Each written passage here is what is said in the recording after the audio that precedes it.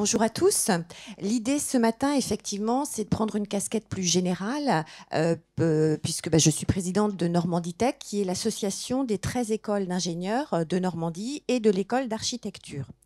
Donc, je vais être porte-parole et l'idée, c'est de donner des exemples des relations qui sont possibles de tisser avec les laboratoires de nos écoles et par extension, possible également avec les laboratoires des universités.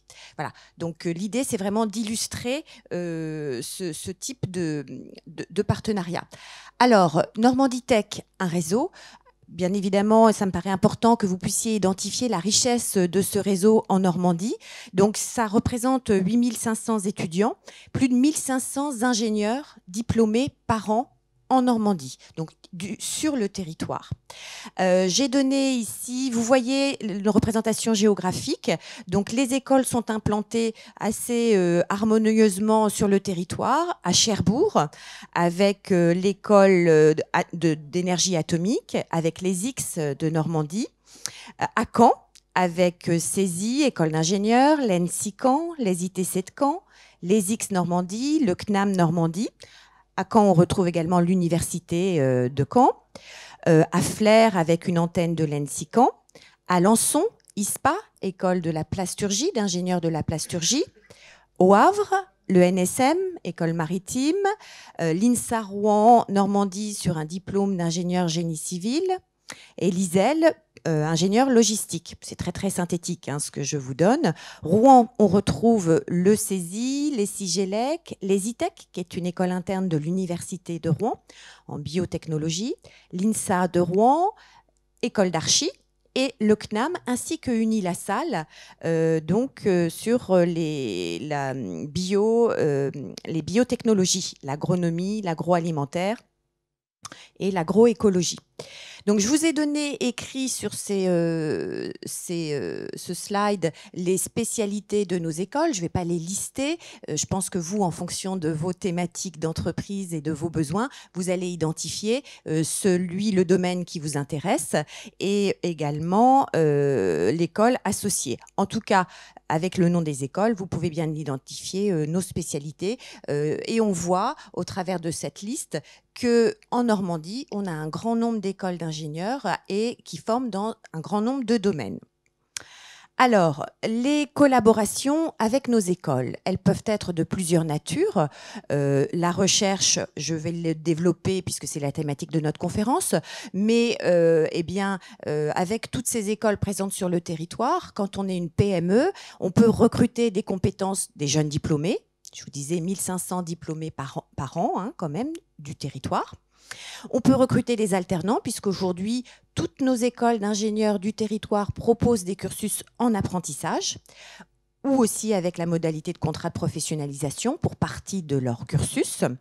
Et puis, pour ceux qui sont en statut étudiant, les élèves ont des stages qui peuvent être de 3 mois à 6 mois, donc suffisamment représentatifs pour mener des études. Ces écoles peuvent former les salariés dans le cas de la formation continue. Donc, c'est aussi un axe de développement des compétences important. Et puis, avec certaines entreprises, nous développons des relations privilégiées qui peuvent relever d'une politique RH volontariste de valorisation des salariés en les faisant participer à des jurys de soutenance, en les faisant participer pour être témoins dans nos écoles ou faire des interventions. Voilà, donc ça, c'est aussi une possibilité de collaboration. Nous organisons aussi des challenges, des concours, des hackathons, enfin beaucoup de choses, et inter-écoles également, avec des PME, et nous sollicitons parfois des PME ou des entreprises en général pour des thématiques. Et donc, dans le cadre des challenges, nos élèves peuvent travailler sur des thématiques proposées par les entreprises. Et bien sûr, et là je vais développer un petit peu plus dans le slide suivant, eh bien, nos laboratoires sont des ressources. Nous avons des enseignants-chercheurs qui travaillent sur des thématiques, bien évidemment en lien avec nos spécialités d'enseignement, sur des plateformes. Et donc, il peut y avoir des partenariats, des synergies avec les entreprises. Alors, de quelle nature peuvent être ces synergies quand on est une PME et que l'on souhaite travailler avec l'enseignement supérieur? Bon, on a identifié 5 grandes typologies de partenariats possibles. Tout d'abord, c'est en durée. Je dirais que les flèches montrent un petit peu l'implication et la durée d'implication de l'entreprise. Tout d'abord, il y a la possibilité de participer à des séminaires de sensibilisation, des séminaires thématiques de découverte de technologies, voilà, sur une demi-journée, une journée, voilà, pour les salariés de l'entreprise, des séminaires qui sont proposés très régulièrement par nos écoles, animés soit sur nos plateformes, soit dans des entreprises, si elles le souhaitent, pour faire découvrir telle ou telle technologie à un grand nombre de salariés ou à un groupe de leurs salariés. Un autre axe également de partenariat, c'est la mise à disposition et l'utilisation de plateformes. Alors, ces plateformes, elles peuvent être utilisées sans ressources enseignants-chercheurs. C'est un petit peu compliqué parce qu'il y a des techniques et une appropriation, mais ça peut s'envisager dans le cadre d'un partenariat qui inclurait une formation de quelques salariés de l'entreprise qui auraient ensuite une habilitation à utiliser tel ou tel équipement sur une plateforme. Bon, ça, c'est à construire, vous le voyez bien, hein, on est vraiment sur des projets de co-construction. Et puis, on peut aussi prévoir d'utiliser des Fab Labs, entre autres. Pourquoi? Parce qu'il y a du prototypage rapide possible, avec donc l'utilisation de ressources d'enseignants-chercheurs de nos laboratoires, ou avec des projets stagiaires, un stagiaire par exemple en cycle ingénieur, qui faciliterait le lien pour pouvoir utiliser ensuite les plateformes de l'école. Ensuite, donc là, on a une implication un peu plus longue dans le temps, puisque c'est construire des projets d'expertise, contrats d'études, de recherche et développement, où là, eh bien, on peut mettre à disposition sur une thématique que l'on a validée, bien évidemment, laboratoire et entreprise, à partir de journées, de mise à disposition de journées d'expertise d'enseignants-chercheurs. Voilà. Donc, on parle aussi dans ce type de projet de stage environné, c'est-à-dire que la PME peut recruter un stagiaire, souvent 4 mois ou 6 mois pour donner une consistance et une durée suffisante. Donc, recruter un stagiaire qui ensuite peut s'appuyer sur une équipe d'enseignants-chercheurs de l'école et donc conduire un projet de l'entreprise dans le cadre de son stage avec un soutien technologique et humain de compétences en fait. Ensuite, voilà, alors je me suis en train de me rendre compte que j'ai déroulé un petit peu sans m'appuyer sur des slides, donc je reviendrai un petit peu sur des exemples en fait, donc accès aux plateformes. Et puis il y a les contrats R&D, comme je venais de l'expliquer. Alors on est sur un salon Industrie 4.0, donc j'ai présenté des thématiques qui sont orientées 4.0 sur l'innovation, la créativité, qui peuvent être des thématiques de déploiement d'environnement pour développer des outils collaboratifs, qui peuvent être des déploiements d'environnements collaboratifs qui existent chez nous.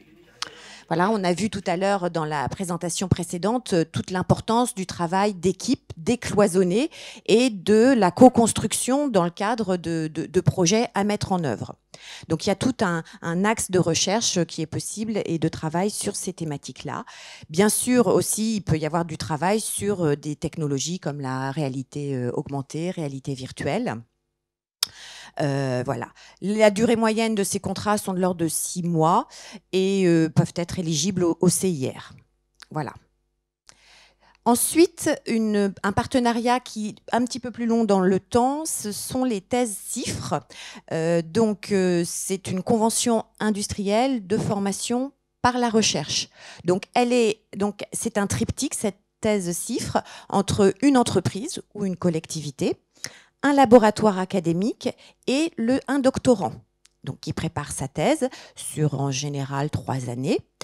Et donc c'est l'entreprise confie une mission de recherche, bien évidemment défini avec le doctorant et le laboratoire. On est sur un triptyque. Il y a un contrat de travail à temps plein qui est défini, donc c'est un CDD sur 3 années. Et ensuite, l'entreprise définit un contrat avec le laboratoire qui accueille le doctorant. Le laboratoire et l'entreprise fait un dépôt à l'ANRT qui ensuite, après avoir accepté le dossier, peut financer l'entreprise à hauteur de 14 000 € par an. Le laboratoire, quant à lui, alloue un directeur de thèse, donc il y a un encadrement de la thèse, et inscrit le thésard dans une école doctorale de la commune Normandie Université, si on est sur le territoire normand. Voilà, donc ça c'est un exemple sur une thématique d'entreprise de collaboration dans la durée qui permet d'accompagner des projets de recherche que vous pouvez avoir.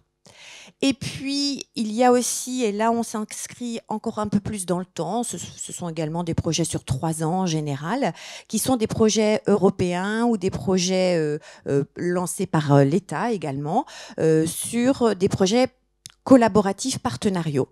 Donc là, avec en général, un laboratoire, voire plusieurs laboratoires, quand on est sur des projets transmanche ou européens, et des filières et aussi des entreprises.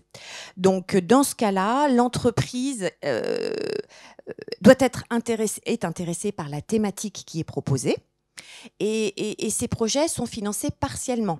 Donc, c'est une collaboration possible, mais il faut savoir que, par exemple, l'Europe va financer des projets à hauteur de 50 ou 70%. Alors, l'intérêt d'une PME dans ce cas-là, c'est que les thématiques traitées correspondent à ces sujets de recherche et d'investigation, auquel cas, eh bien, il y a de la ressource humaine qui est allouée sur le projet, issue de l'entreprise, et cette ressource humaine peut être, si le projet est validé, il y a tout un processus de montage de dossier, mais là qui est porté par nos écoles, puisque nous travaillons sur ce type de projet, et donc il n'y a pas de difficulté administrative par rapport à ça, c'est ce que je veux dire. Et une fois que ce projet est validé, eh bien, l'entreprise alloue des ressources qui vont travailler sur ce projet conformément à un plan qu'on a défini. Et le plan de financement sera à hauteur de 50 à 70% maximum. Voilà. Donc, c'est quand même un investissement de l'entreprise. Voilà rapidement présenté les types de collaboration que nos laboratoires peuvent proposer à des PME sur le territoire normand. Donc voilà, alors je reviens un petit peu parce que le slide de synthèse c'est celui-là et je pense que ça représente vraiment la nature des collaborations que nous pouvons mener ensemble.